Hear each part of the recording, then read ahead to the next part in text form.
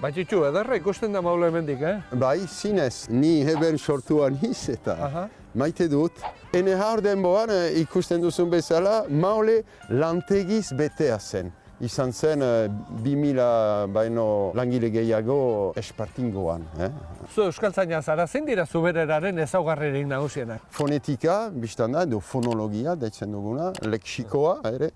Aditza, bitxia da. Orduan, hasperendunak, k, p, t, hoi. Mementoko ez da galdu, hori importanta. Geoe berezten ditugu klarki, argiki, exe, beraz, x, s, zeta eta x, isa.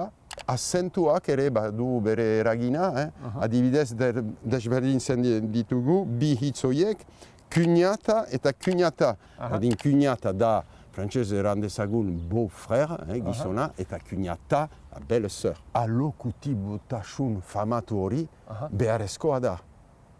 Hiekin normalki aikonuk beti hi. Ez baduzu erabilten, eranen dute arrunt, hoi, ez duksi behotara, tranquil hiz.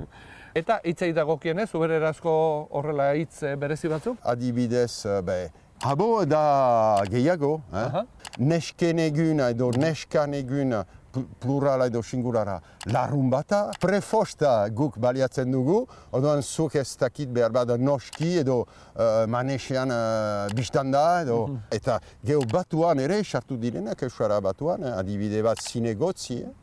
Bon, bada zin da egiazko euskal izen bat, mena heben iduri sortua. Duela gutxi xora ikusi dugu, zubereraz eginiko lehen filma.